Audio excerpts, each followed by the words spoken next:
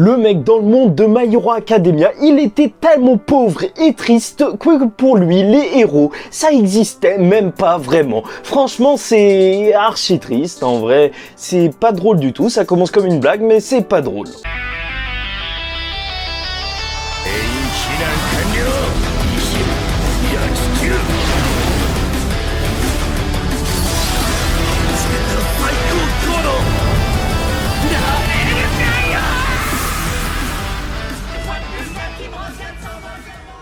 Mesdames et messieurs, ici Chage et on se retrouve aujourd'hui pour la review du chapitre 299 de My Hero Academia. Et est-ce qu'il va y avoir quelque chose de spécial pour le chapitre 300?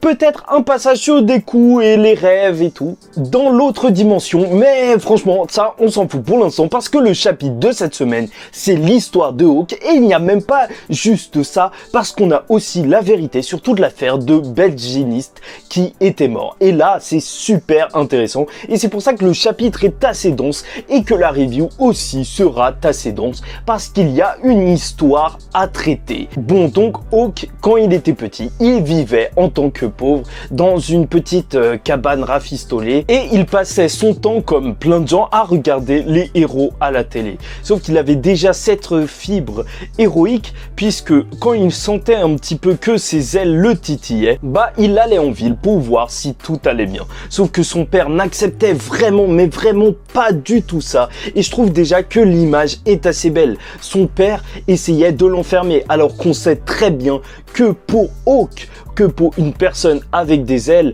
les ailes qui représentent la liberté, c'est vraiment dur. C'est un oiseau en cage qui était devant nous. Les ailes, c'est la liberté. Shinzo Sasageyo.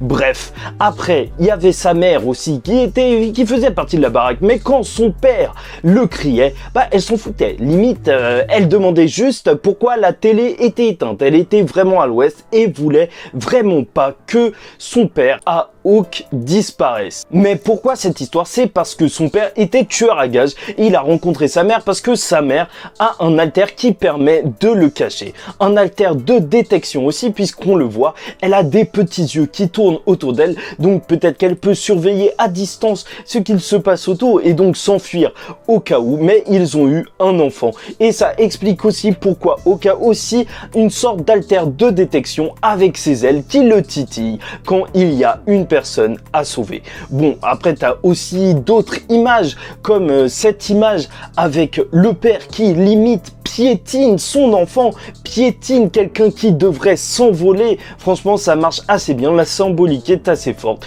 Et pour s'enfuir des problèmes liés à sa famille et cette relation tendue, alors il réfutait tout simplement ses sentiments. Et je trouve que la page, elle est, et même juste la case, elle est vraiment hyper parlante et assez triste en fait, assez touchante. Mais tout va changer le jour où Endeavor va attraper son père. Et oui, parce que là, on passe de la fiction à la réalité. Pour lui, Endeavor, son héros qu'il considérait comme limite un personnage qui n'existait même pas vraiment, lui a sauvé la vie. Sauf que ce n'est pas la fin des problèmes pour le petit Hawk et il se retrouve à la rue parce que sa mère a peur de se faire attraper. Et même s'il essaye de faire les bonnes choses en essayant d'aller parler à la police, en parlant de ça à sa mère, bah non, sa mère veut juste qu'il trouve de l'argent par n'importe quel moyen et c'est comme ça qu'il va se retrouver avec la commission, ces gens qui entraînent des enfants, comme on a pu le voir plusieurs fois durant le manga, et en échange de Hawk, ils ont gagné la protection de cette commission. Mais il a dû changer de famille et c'était donc un tout nouveau départ en se déliant de tout ce qui s'était passé auparavant.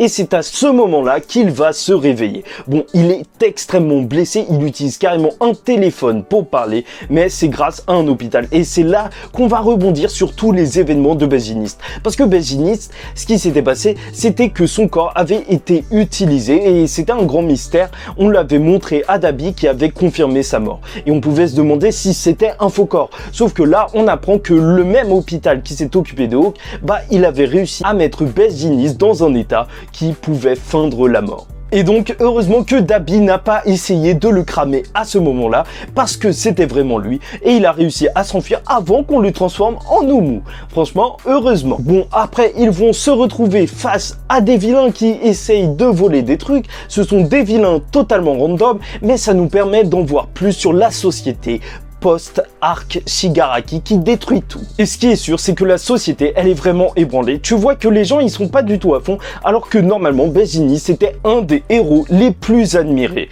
Là, on apprend que les sociétés d'héros locales, elles ont complètement dépéri. Il y en a plein qui ont abandonné. C'est normal parce que la réputation des héros, elle est vraiment tombée avec ce qui s'est passé. Makia, il a quand même détruit une ville. Le héros numéro 1, il s'est retrouvé dans des histoires vraiment très sales. Et en plus, t'as plein d'enfants qui se sont retrouvés blessés. Donc, la population en veut un petit peu aux héros. Et même la police est occupée à retrouver tous les gens qui se sont évadés de prison. Bon, donc Best Genies, il va envoyer quelqu'un et il en profite pour nous dire que ce n'est pas du tout un cas isolé. Et même, tu vois qu'il y a des gens qui sont blessés, qui ont été blessés dans toutes ces attaques. Et que eux, c'est vraiment très chaud de maintenant considérer les héros comme de vrais héros. Et ils en arrivent donc à l'endroit où ils voulaient aller.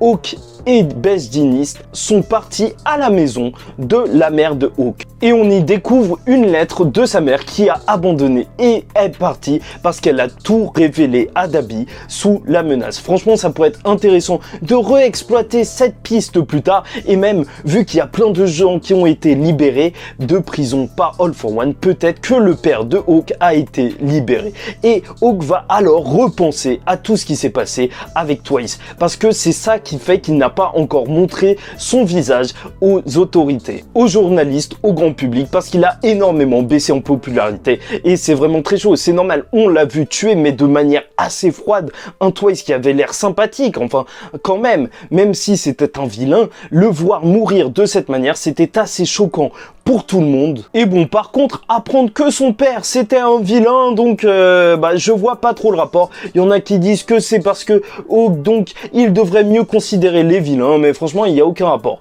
Genre, je peux comprendre que les gens aient du mal parce que Hawk ait tué quelqu'un de sang-froid, mais ça c'est quand même un peu chaud. Mais ce qui est sûr, c'est qu'il aimait beaucoup Twice et qu'il est assez admiratif de lui parce qu'il dit que lorsqu'on se retrouve au pied du mur, notre vraie nature se montre. Et ce qu'il y avait chez Twice, c'est qu'il voulait aider les gens. Et Hawk veut aussi aider les gens.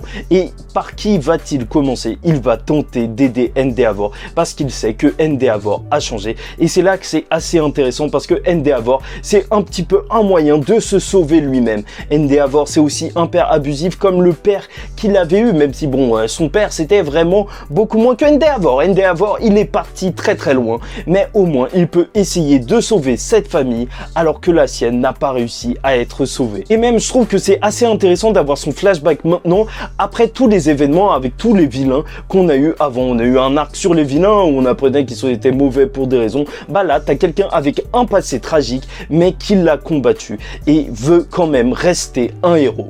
Et même au niveau de sa peluche, le fait que ce soit Endeavor juste parce qu'il soit moins cher, parce que All Might c'était le héros qui marchait super bien. Franchement, c'est un petit détail mais qui montre que l'univers est vraiment super bien détaillé. Bon voilà, je crois que c'est tout pour moi. J'espère que vous avez apprécié la vidéo, que ça vous a permis de vous éclairer sur certains points que vous auriez peut-être mal compris. Parce que c'est vrai que en ce moment, les chapitres de My Hero Academia, ils sont vachement denses. Franchement, c'est tout aussi bien que parfois un peu fatigant. Ça dépend de l'heure à laquelle tu le lis. En tout cas, likez, commentez, abonnez-vous si vous êtes fan de My Hero Academia parce que chaque semaine, il y a des reviews. Et je vous dis ciao tout le monde et paix sur vous.